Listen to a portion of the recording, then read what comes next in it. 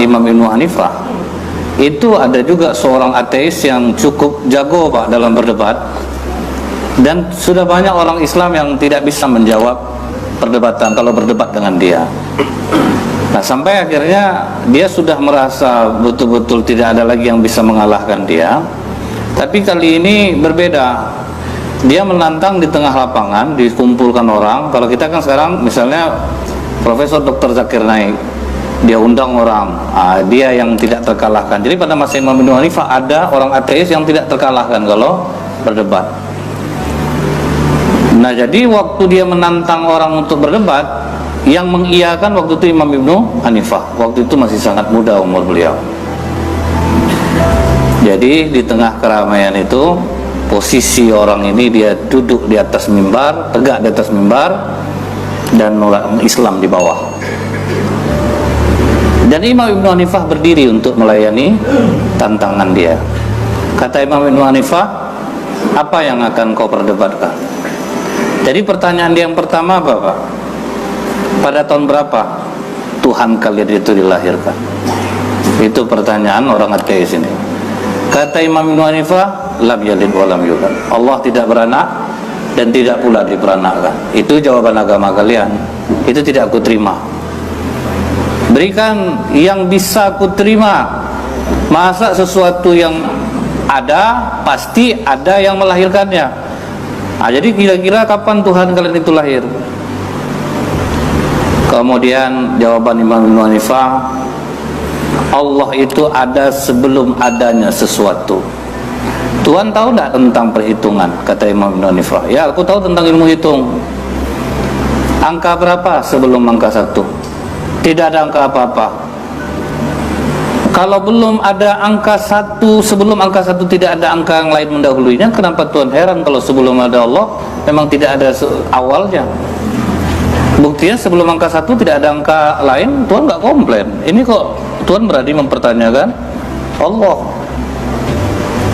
Kalah dia dengan debat dia yang pertama.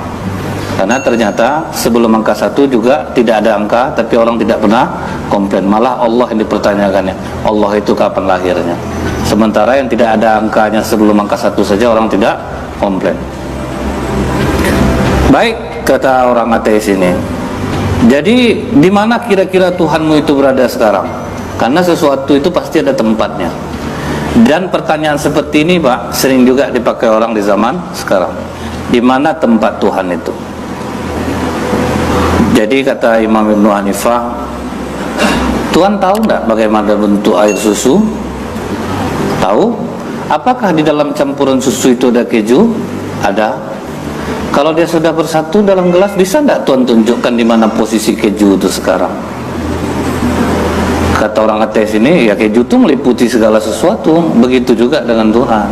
Dia ada di segala tempat. Dia meliputi segala sesuatu. Nah, kalah lagi dia untuk yang kedua. Kemudian bertanya lagi orang ateis ini kepada Imam Ibnu Hanifah, tunjukkan kepada kami zat Tuhan kamu itu apa?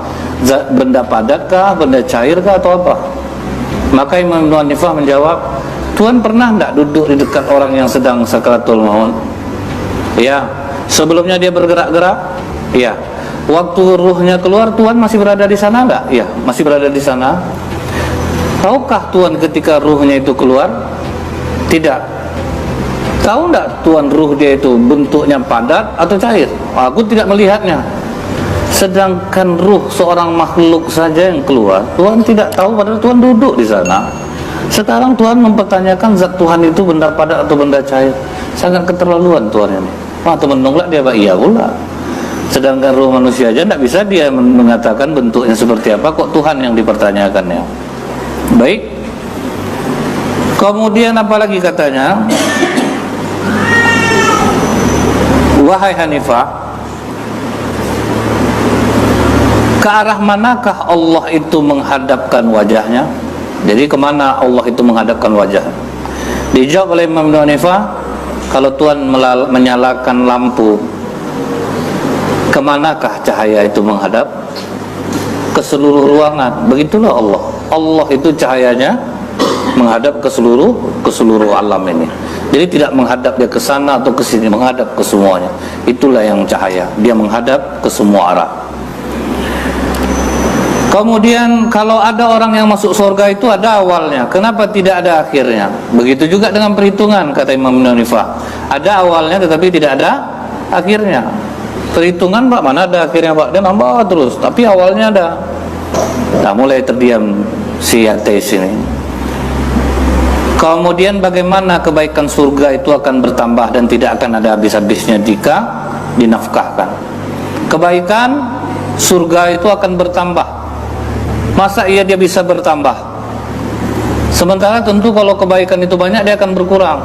Maka kata Imam Syafi'i, di dunia ini saja kita bersedekah bisa bertambah nilai sedekah kita itu. Kita ngasih ilmu ke orang bertambah nilainya. Satu kebaikan yang kita buat 10 kali lipat diganti Allah. Kenapa Anda heran kalau kebaikan surga itu bertambah tidak akan pernah berkurang? Akhirnya ditanyanya lagi, Pak, kalau begitu apa pekerjaan Tuhan sekarang? Maka kata Imam Hanifah, seharusnya dari tadi kan aku menjawab di bawah, sekarang kita tukar tempat lah. Biar aku jawab dari atas, kau duduk di bawah. Sampai di atas mimbar, apa kata Imam Hanifah? Kau ingin tahu pekerjaan Tuhan sekarang? Iya. Jika ada orang yang sombong berdiri di atas mimbar ini, maka dia akan turunkan dan menaikkan yang benar ke atasnya. Wah, baru kena orang ateisnya jadinya, Pak. Itulah pekerjaan Tuhan saat ini. Nah, ini di sini terlihat, Pak, apa pelajaran yang bisa kita ambil? Orang Islam itu mesti cerdas. Dia harus banyak referensi. Jangan kita memilih-milih guru, Pak. Semuanya dengarkan saja. Justru, Pak, ya, datang orang, kalau banyak guru bingung, saya Ustaz, bingung itu yang membuat kita paham, Pak. Kalau tidak bingung kita gimana kita mau paham? Kata Ustaz ini, kata Ustaz ini, kan bingung kita tuh jadinya. Akhirnya kita mencari pemahaman. Nah, jadi karena ulama-ulama dahulu, Pak, tidak pernah belajar dengan satu orang guru, dengan banyak guru. Akhirnya membuat mereka cerdas jadinya. Makanya orang Islam ini, Pak, ibaratnya dia sangat cerdas harusnya dibandingkan dengan yang lain. Seperti ada seorang ustaz, begitu ada anak muda, dia belum nikah tapi ngasih nasihat perkawinan, Pak. Sebagai seorang senior agak tersinggung Buya yang senior ini. Senior dulu, habis anak ceramah. Udah kawin kau?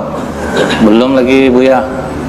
Kau tidak boleh ngasih nasihat perkawinan, kau aja belum nikah lagi. Kau ajarkan orang cara Rasulullah di rumah begini, menikah, memperlakukan istri. Tidak pantas kau sebetulnya, karena kau belum nikah. Hari itu saya nengok Buya ceramah kematian Buya, padahal Buya belum pernah mati. Nah, itu namanya ilmu mantik, Pak. Nah, jadi masa orang kalau belum nikah tidak boleh dia ceramah tentang nikah? Kalau memang dia tahu, paham, apa pula salahnya?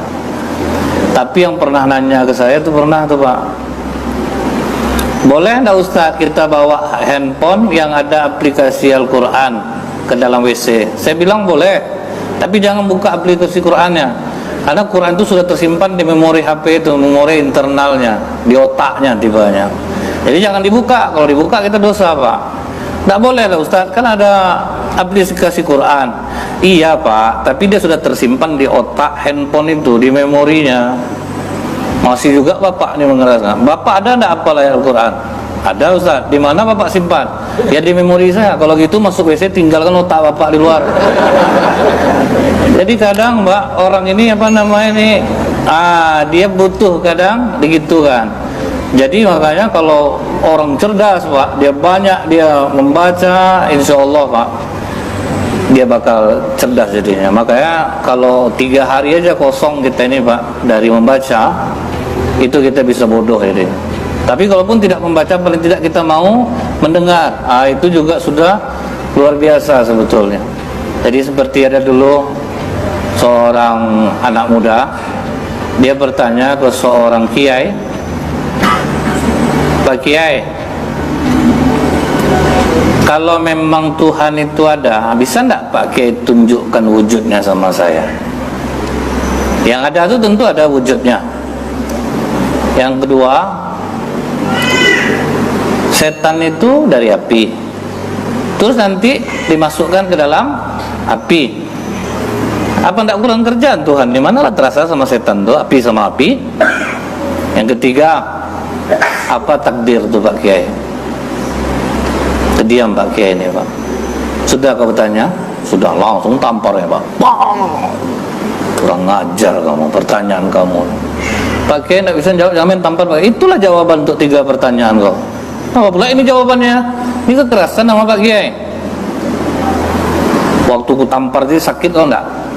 Sakit Pak Kiai. Tolong tunjukkan bentuk apa sakit tuh. Macam mana menunjukkannya Pak? Dia terasa ada, menunjukkannya gimana? Tidak bisa saya tunjukkan Pak Kiai. Sakit kau aja tidak bisa kau tunjukkan wujudnya. Allah minta kau tunjukkan wujudnya sama aku. Tangan aku dari apa? Dari kulit. Pipi kau dari apa? Dari kulit. Waktu kulit beradu sama kulit tadi sakit enggak? Sakit Pak Kiai. Gitu juga setan walaupun dari api, masuk ke api tetap sakit dia. Kau ada enggak terbayang kena tampar kau hari ini sama aku? Enggak Pak Kiai, itulah takdir kau. Nah, kau buatlah macam itu, kena tampar kau jadinya kan. Nah, itu yang takdir itu. Nah, jadi mudah-mudahan Pak, ini membuat kita bersemangat untuk belajar dan memahami orang lain. Jangan kita memaksakan pendapat kita. Kita ini kadang harus banyak mendengar daripada kita harus banyak berbicara.